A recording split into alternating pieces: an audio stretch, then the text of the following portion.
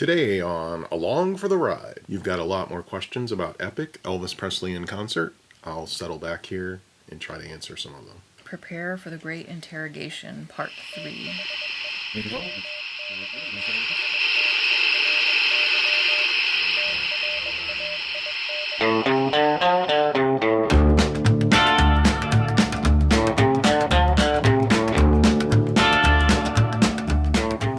Welcome to the Mystery Train Studios. This is Along for the Ride, where one lifelong Elvis fan And his curious bride. share the music, the movies, and the stories behind them. Today's episode is actually our first after our initial recording, which we split into 2 episodes. So in a way, this is our first episode after the pilot. Today is April 16th. This is unfortunately the last day locally for EPiC. I did see it 9 times, which is a personal record, and you surprised me today. I was going to watch it alone today, and I looked to the left in my car, and there you were standing there. It is true. I did not want you to see it alone.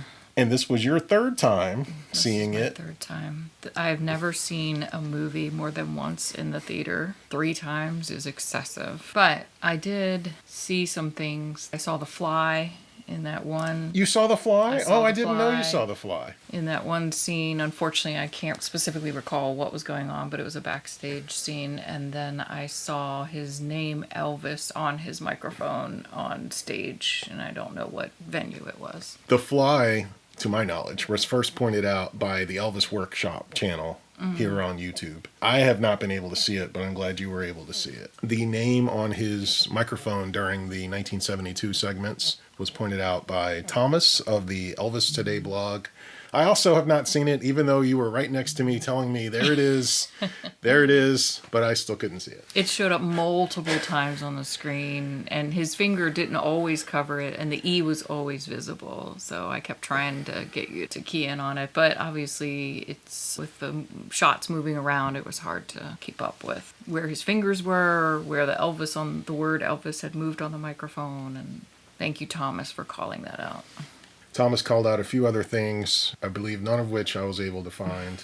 Even though this was the 3rd time we watched it together, we never got through all my original questions. So since it's fresh for you, we'd literally just left the theater, right, within the past hour. That's true. And we did also thank the theater crew for keeping it so long. And I believe the manager told us this was the absolute last day they were allowed to play it. So we definitely thank them, as did other moviegoers. They also stopped to thank the theater crew. EPiC became available for digital purchase or rental recently. Therefore, they're scaling back the theatrical release at this point. But it was a great run. It was. So here we are.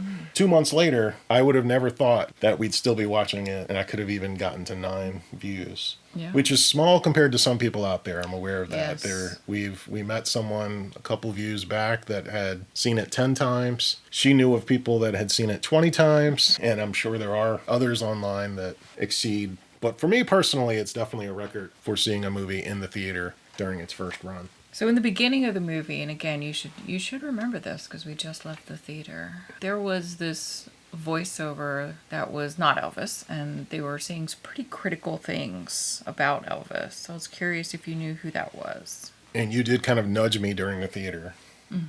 So I do know what scene you're talking about. That was a reporter named Paul Wilder, who was interviewing Elvis in 1956 for TV Guide, the magazine.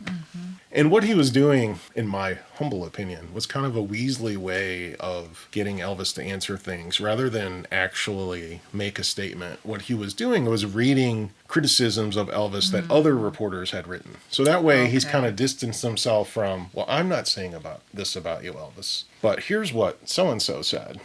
That you're a no-talent performer. And I believe that's the example they used in the movie. So that's Paul Wilder, TV Guide. Parts of that interview were released as a single by TV Guide back in 1956, and then some of the audio appeared later on various releases, and you can hear it in its entirety now. I believe it's about a half-hour interview. Of course, the original release was just snippets. The interesting thing about that interview is Elvis is more candid than he would be in later years because he's not as polished yet. So for instance, when Wilder reads some of the criticisms, Elvis makes a comment along the lines of, he wouldn't write these things if he wasn't such an idiot.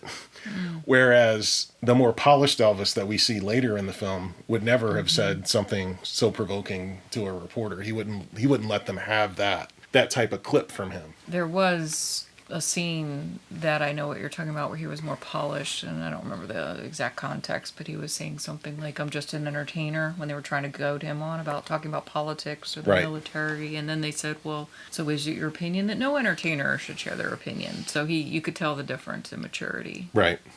between the beginning of the movie and towards that middle or end clip. It was his press conference for the Madison Square Garden in New York concerts that he did. I really love that press conference. He handles the press really well in that one.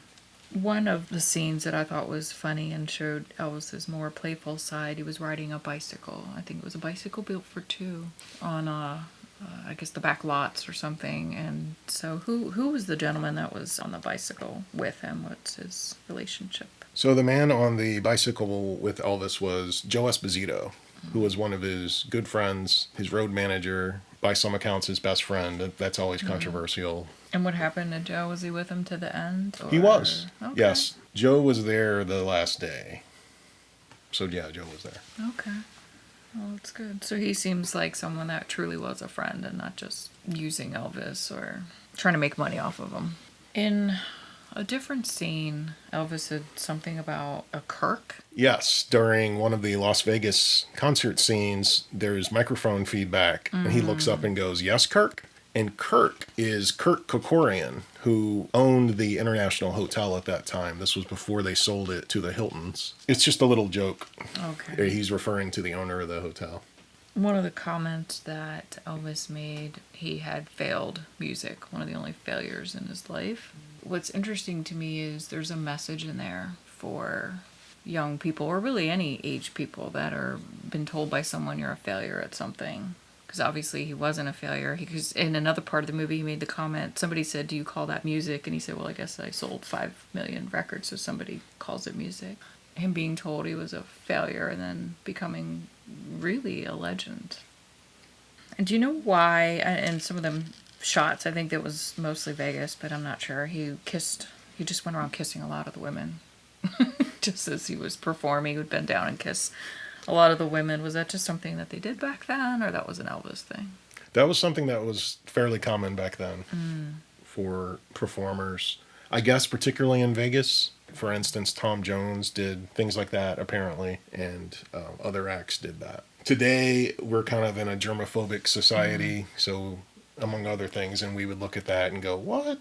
What's he doing? All these people?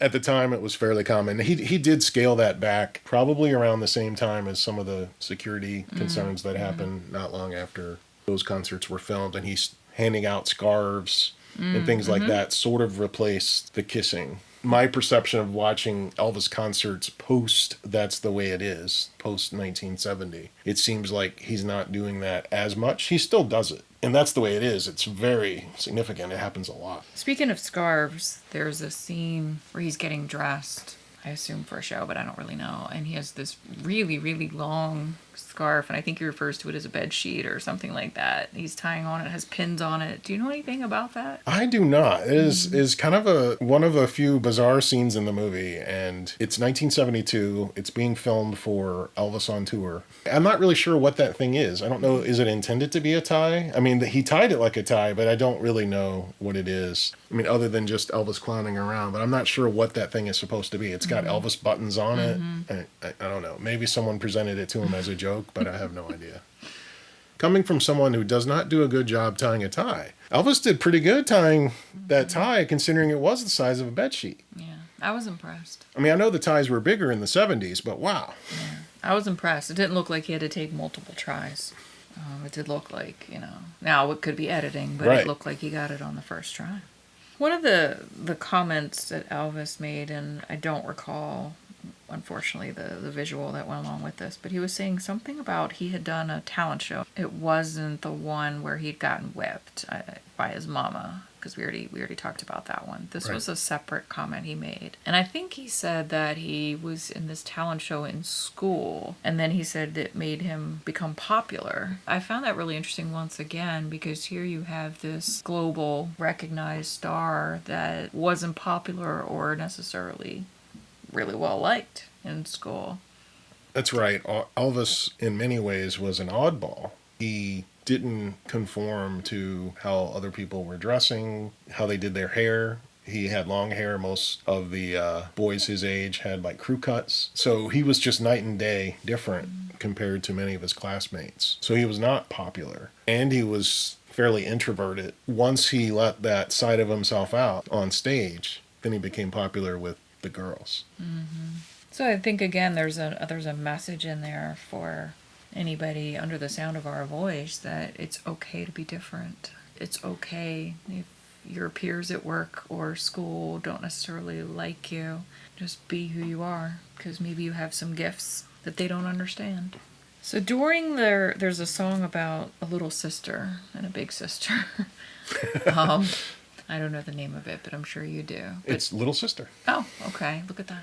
So during him singing Little Sister, he makes this sort of swatting motion toward the orchestra.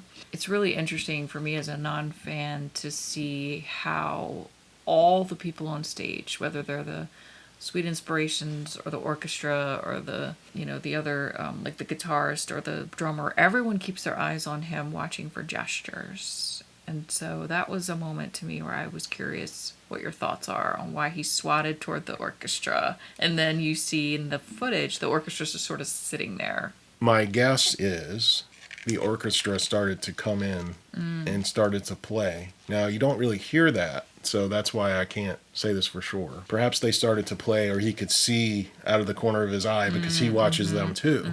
It's not just them watching him. He's got an eye on everyone as well. Perhaps he could see that they were getting ready to play. I don't know. But it seemed like he said, no, don't do that. So he seemed like he called them off with his hand. At that moment, he was doing more of like a stripped down type segment of the show versus the full orchestrated version that much of the rest of the show was. It was more intimate than most of those concerts when he actually took a moment to sit down and play the electric guitar. It was rare after these shows for Elvis to pull out the electric guitar. In fact, I can't think of any example where he played electric guitar on stage after August of 1970. Now, he would have the acoustic guitar. There was another scene where a reporter was asking the question to Elvis, something along the lines of, are you going to make more movies? I believe he'd said yes. The thing that was a little confusing to me is in other audio clips, he had said he wasn't necessarily happy with movies he had made because he felt like they were repetitive or maybe not the quality he was looking for. Did he make more movies? At that point in time when that question was asked, did he make more movies? And if so, were they different than the prior ones? So that question was asked in early 1970, which would have been a few months before the That's the Way It Is August 1970 concert engagement that makes up some of EPiC. But that question was asked in early 1970 at the Houston Astrodome when he was doing performances there. His last movie as an actor ended up being Change of Habit, which was released in 1969. At that time, in early 1970, of course, Elvis didn't know he would never act in a movie again. His hope was he would continue acting, but in better movies than before. The next movie he ended up doing was a documentary, which is That's the Way It Is, where a lot of the rehearsal footage and the Las Vegas 1970 footage comes from. And then after that is Elvis on Tour, which is the 1972 footage that we see like from Hampton Roads in rehearsing Burning Love, things like that. So that's Elvis on Tour, which turned out to be his last released movie. He did work on a movie that he was actually financing, but it unfortunately didn't really pan out. But there was some footage filmed, which was going to be essentially a documentary about karate. He was going to narrate it. There is actually some footage shot of him for that, but that project unfortunately never completed. The New Gladiators, I believe that was his working title for the project. And a DVD actually came out quite some time ago now that had, I guess, all of the footage shot for it. It's actually a DVD I don't have, so I'll have to look into that. Oh my goodness, I didn't know such a thing existed. We would need an entire other house for the number of Elvis things I don't have. There's a lot of more Elvis stuff than you'll ever know about gets released every year. That was one that I passed on at the time, which probably means it costs like $1,000 now. So if so, I will have to let The New Gladiators go. EPiC, was that most of that footage based on the two documentaries that you you just referenced? The footage for the rehearsal and concert portions, well, I would say 99% came from That's the Way It Is or Elvis on Tour. The beginning portion, which kind of gives an overview of his career, that's from many different sources. It's kind of a hodgepodge of existing material. I find that interesting that he made that comment that he would like to make more movies. And then really the last two, the documentaries you referenced, are what gave birth to EPiC, which is this incredible piece, his story told in his own voice. EPiC is really almost like his last movie. Boz and team should be super proud because it's basically Elvis's movie that he didn't get to see, but he created all the content. EPiC is a really well put together movie, whether you're an Elvis fan or not. So one of the things that people bring up, and people in general, whoever these people are, bring up in general, is, and it shows up in the movie EPiC, is the weight gain. And it's not sequential. You know, EPiC is not sequential. There's different footage at different points, so it's a little confusing sometimes trying to keep up with that. But do you have any insight what happened? Because I know at one point he commented in EPiC that he can lose up to 4 or 5 pounds per show. Did he just start to slow down, not be as active like during the shows, or was there something else going on in his life? That's definitely a tough one. I believe, to the extent that I can answer that at all, it would be a combination of factors. His show in 1972, at some point we'll watch Elvis on Tour, is not at the same energy level as Elvis That's the Way It Is. And maybe that's inevitable because his energy level in Elvis That's the Way It Is almost ridiculously high. And it's amazing to watch, like watching Suspicious Minds or Polk Silent Annie. He's still energetic in Elvis on Tour, but it's just not at that same level. Like if That's the Way It Is a 10, then Elvis on Tour, he's dialed it back to maybe a 7 on the energy level. He also, and we've talked about some of this in previous episodes, but he also had some things going on in his personal life. His marriage was breaking up. I think watching it is difficult at times because it's very obvious that, at least to me, that he's going through depression. Whereas in 1970, I'm not saying he didn't have these kinds of battles, but it's not as obvious as it is in the 1972 footage. He certainly had put on some weight. I don't know that he would be considered overweight in 1972. And then the other piece, of course, underlying factor could have been some of the medications that he was on. That could have affected, like, maybe bloating his face at times. Even, unfortunately, and That's the Way It Is, when you watch a couple different shots, his face can look a little bloated, and you wonder, like, why is that when over here his face looks fine? But I'm not a medical person, so I don't. It may have nothing to do with that. It could be whatever he ate for breakfast that morning. His eating habits weren't always great, so that also obviously affects weight. Before EPiC ever came out, and I heard they were using footage from both That's the Way It Is and Elvis on Tour, I did have a little bit of a concern about the use of the Elvis on Tour footage. At least at the time, my thought was it worked better in isolation than it did combined with the other footage, because when you put Elvis really at his peak in 1970 next to 1972, where he's not quite at his peak anymore, it makes it stand out in a way that's not necessarily great. That being said, actually watching the movie, it worked better than I thought it would, even though it is jarring at times, especially since they don't explain it whatsoever. Well, thank you for addressing that.